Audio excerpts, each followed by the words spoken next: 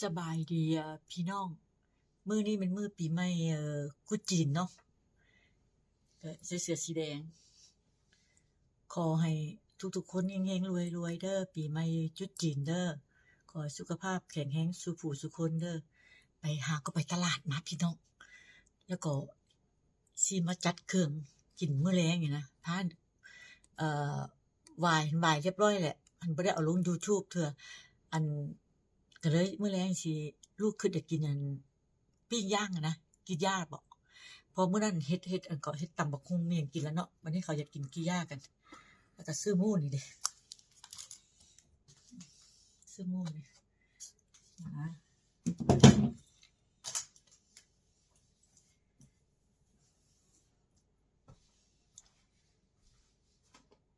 จัดเครื่องมันกล้องคือบ่แจ้งบ่พี่น้อง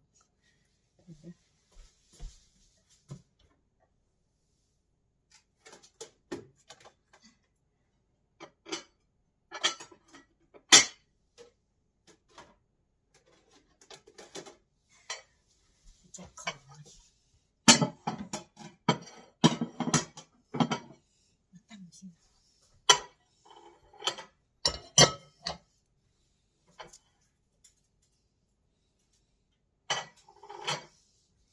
เอือบซีนไว้แล้ววันนี้มีแต่สิเอามาเรียนนั่นใส่จานเห็นบ่พี่น้อง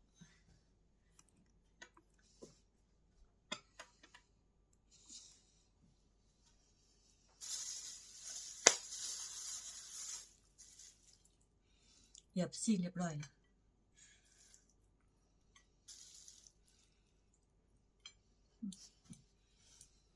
บ่เห็นได้แล้วว่าก็เฮ็ดหยังนี่วะ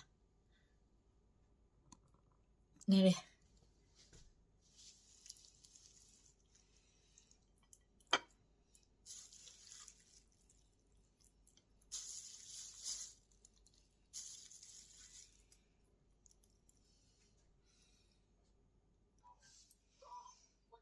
นี่พี่น้องนี่จัดเรียบร้อยแล้ว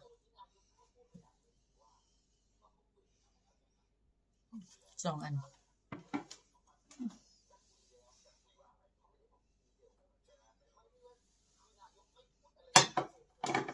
บัดนี้เหลือล้างผักบ่จ๊ะล้างผักเอาผักออกมาล้าง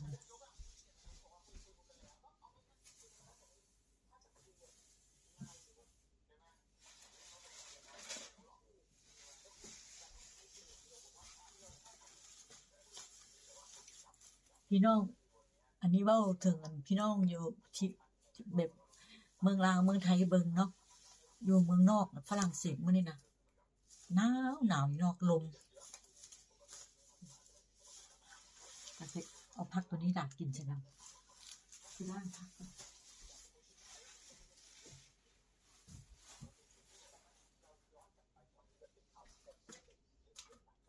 กวนหัวหมูอีก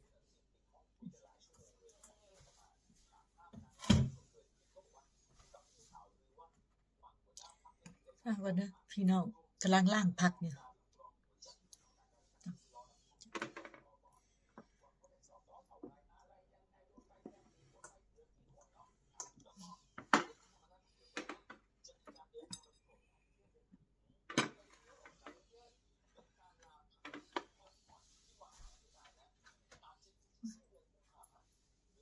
เด้อพี่น้องอันนี้เป็นผักเรียบร้อยแล้ว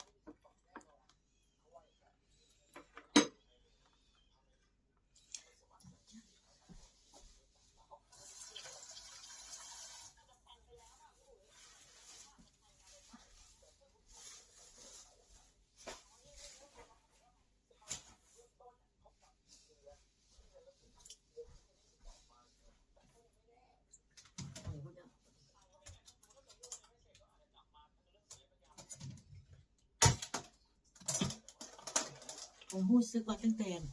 ต่ปีใหม่อะฝรั่งเนาะนูเวลลองเฟสเตท้ายปีจนฮอดเดี๋ยวนี้นะกิโลค่อยขึ้นพี่น้องกิโลค่อยขึ้นตั้ง4กิโลมีแต่กินกับกินบ่กินอยู่นี่ก็ออกไปกินร้านอาหาร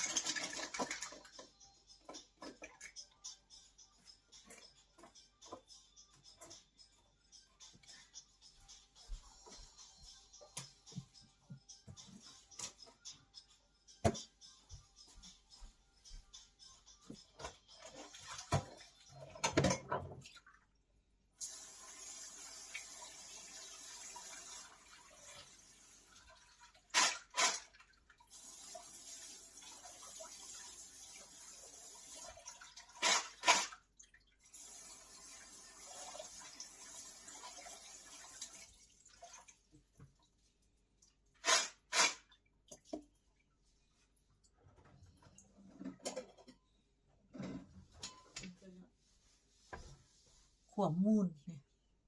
ขั่วหอยน่ะแต่ว่ายังบ่ขั่วเด้อว่าสิกินจังขั่ว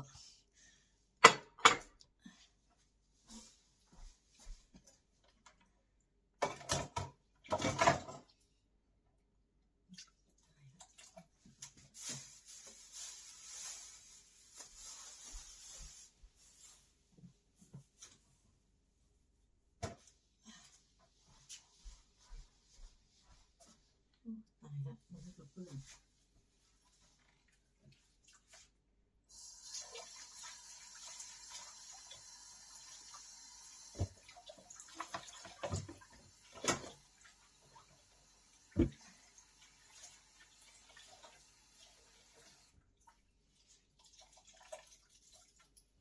นี่บ่การทำเฮ็ดของอยู่ของกินอยู่บ้านน่ะนะจะรู้สึกว่ามันง่ายเมื่อยเห็นบ่จักนั่นจักนี่นั่นออกไปกินร้านอาหารแล้วเรียบร้อยสบายใจกินอิ่มแล้วก็มาบ้านนอนสบายอันนี้เฮ็ดเพื่อลูกมาก็เลยได้จัด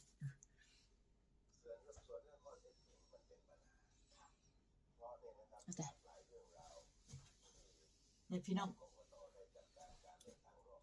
ชิ้นหมูสับว่ามื้ออื่นสิเฮ็ดบันกวนกินเอาออกมาบ่แม่นเฮ็ดกินมื้อนี้ได้มื้อนี้สิกินพวกดาดซีนดาดหยังนะเอาไว้อันนี้ไว้มื้ออื่น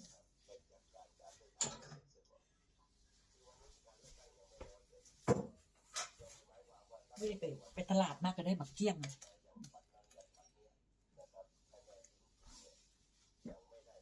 โอ๊ยตายละจักสิเอามาใส่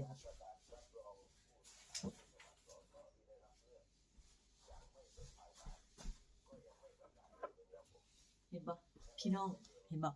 ก็นี่แหละเป็นหยังข่อยกับผัวข่อยมักออกไปกินร้านอาหารพอออกไปกินร้านอาหารกินอิ่มแล้วก็มาบ้านอาบน้ำพักผ่อนคันให้เฮาเฮ็ดกับข้าวอยู่บ้านนี่เมื่อยเด้อเขาเว้าแท้ๆเลยเมื่อยอันนี้มันเฮ็ดตอนที่ว่าลูกเขามาซื่อๆข้อยก็เลยเฮ็ดให้ลูกกินเลยน่ะอือ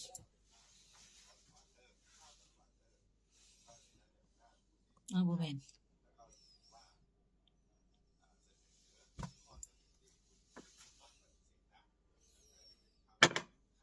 แล้วจั่งใดก็คั่วมูนถ้าลูกมาแล้วก็กินกัน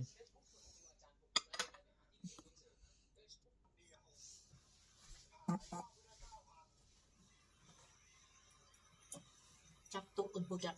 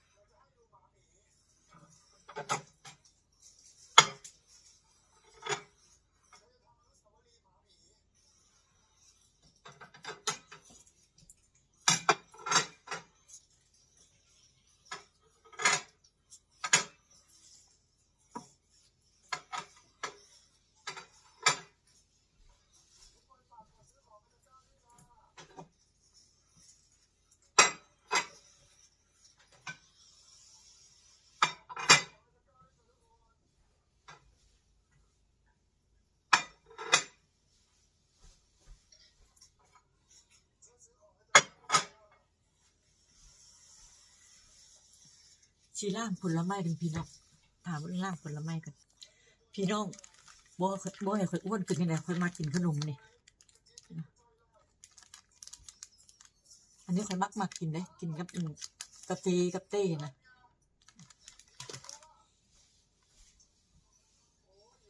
ล้างเรียบร้อยแล้ว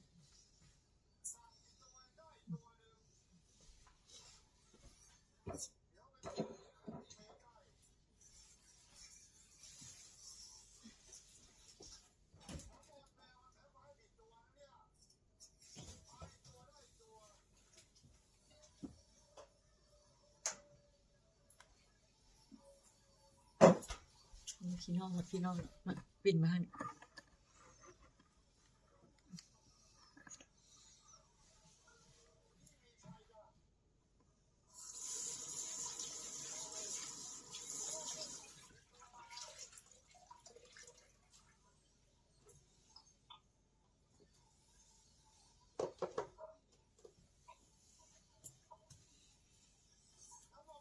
เฮ็ดกับข้าวแต่ละเทื่อนี่เมื่อยเด้แต่ละคุยซินฟาติเกภาษาฝรั่งเลยพวกเนี้ยข่อยnormalement moi j'aime pas faire la cuisine manger restaurant ท้องกินเนาะกิน restaurant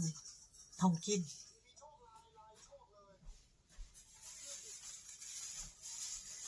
จะเอาเฮ็ดไว้ก่อน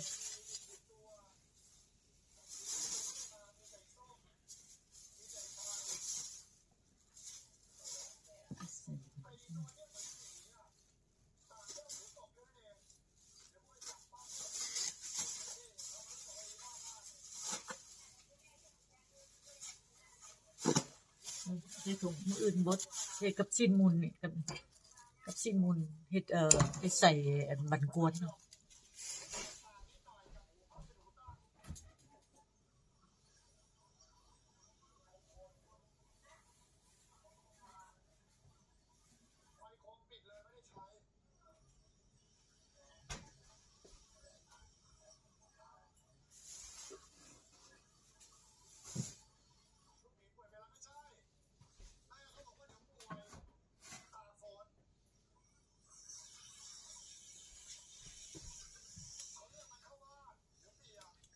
เช็ดเตาให้มันพี่น้อง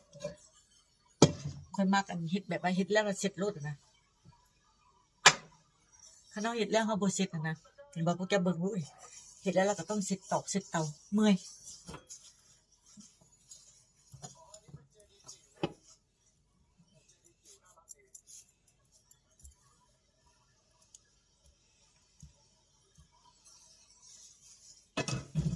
เตานี่น่ะก็เป็นตาซังจะแม่นทุกอย่างนี่เว้าไปมันก็บ่มีมันสมองพวกแกบ่ดูจะมาได้เฮายกหลอกยกเล็กบักหลายๆเทื่อก็นี่แหละ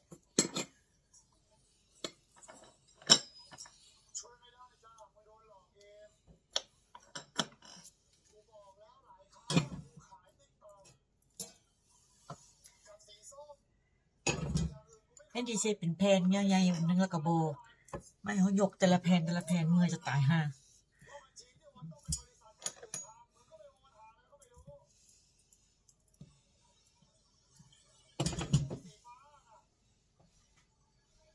ตามหลักนะผัวข่อยแล้วบ่อยากได้อยากเอาเป็นก้าได้อยากเอาเป็นไฟฟ้านะแต่ไฟฟ้าเนาะเขาบ่มักแฮงก็แฮงโพดคอยก็คอยโพดข้อยเลยรำคาญข้อยก็เลยเอาเป็น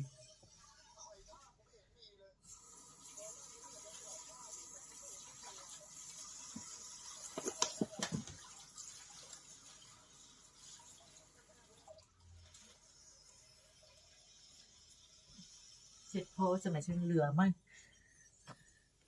เหลือเอาให้ผัวข่อยแล้วไม่เฮ็ดบ่จะคันเราเฮ็ดของกินแล้วนะเราบ่เช็ดไปนำอะนะมันติดแล้วมันก็มาเช็ดยากอะนะเข้าใจบ่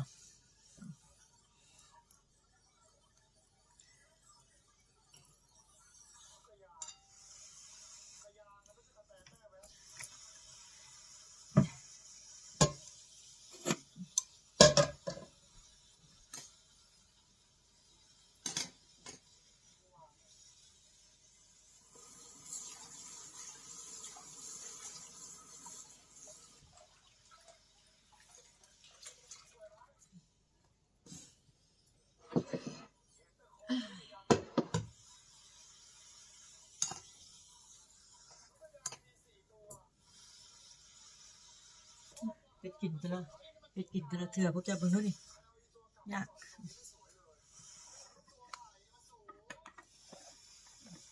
กับข้าวจะได้กิน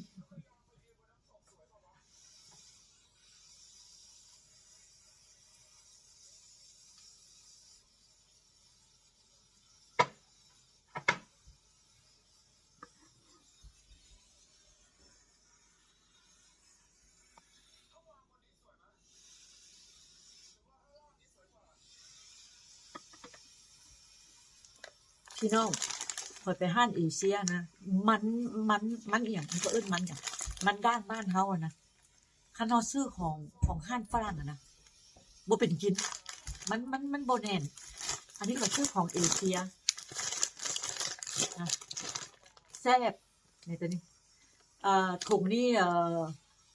เท่าไหร่วะข้อยซื้ออยู่ในเมืองอะนะ8เหรียญปลายตัวเนี้ยเกือบ400 บาทพุ่นแหละจะเอามาปาให้มันอ่อนอะนะแล้วก็เอามาปอกเปลือกเฮ็ดน้ำบานก็แฮ่งแซ่บตัวนี้อันนี้ก็จะออกมากินมื้ออื่นเลย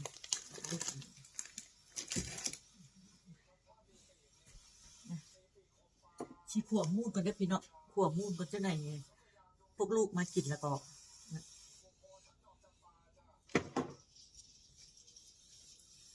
โอ๊ย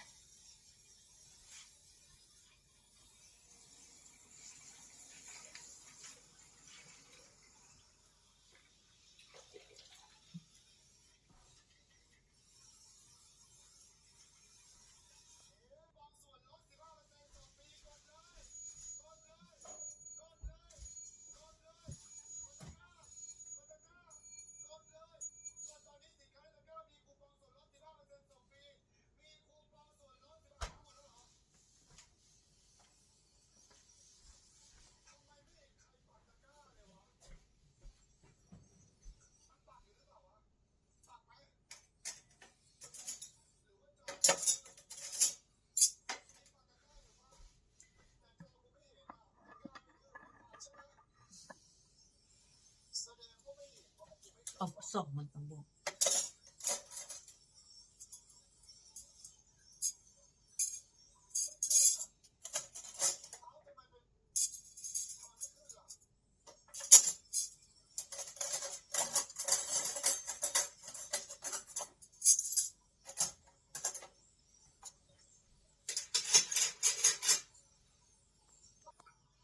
พี่น้องกินเต้ก่อนกินเต้น้ำขนมนี่นะแซ่บๆนะแซ่บเด้อพี่น้อง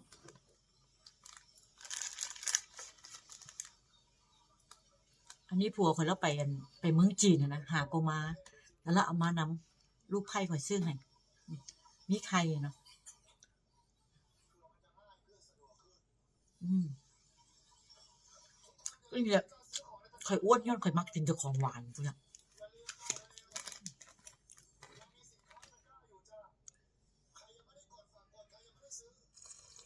อืม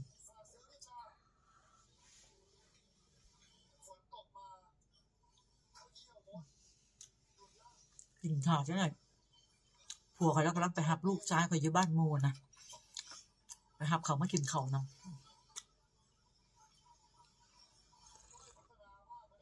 เฮาเตรียมเรียบร้อยแล้วบ่ต้องย้านเนี่ยเตรียมเรียบร้อยเบิดแล้ว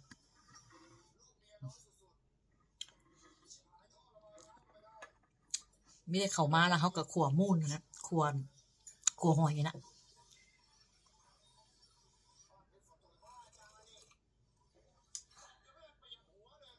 อืมแซ่บใส่ใส่ไข่เค็มพวกเนี้ยอืมเฉพาะเทศได้ขนมแบบเนี้ยขนมปีใหม่ขนมไหว้พระจันทร์ขนมปีใหม่กุดจีนเฮาเนาะอยู่ห้านเอเชียก็มีขายแต่บ่แซ่บบ่แซ่บบ่แซ่บเท่าเอามาแต่เมืองจีนเนี่ยอันนี้เอามาแต่เมืองจีน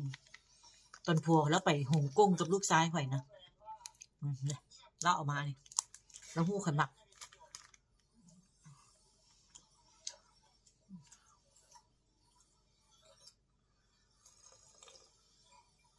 โอ้ยนี่แฮง โอ้ย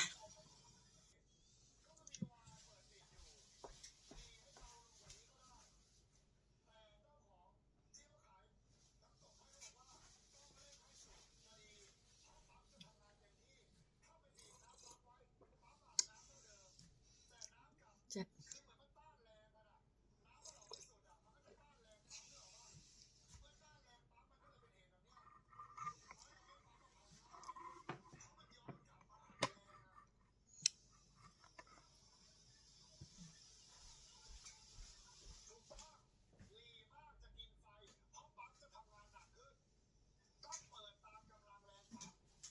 มีพวกแก้วกินเต้นกินกับหมากอันนี้นะหมากเนี่ยเขาเอิ้นเม็ดมะม่วงหิมพานต์นะแซ่บๆนี่กินกับเต้นะคู่กันเลยเนี่ย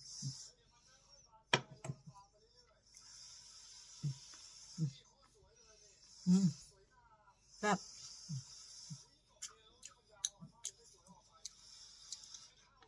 อืม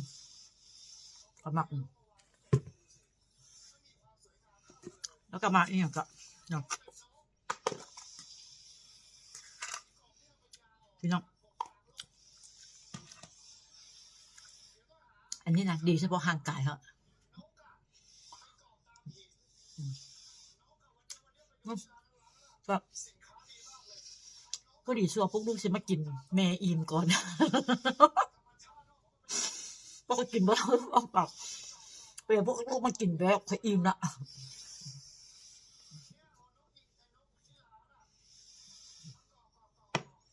อืมมีความสุขกับการกินเพื่อ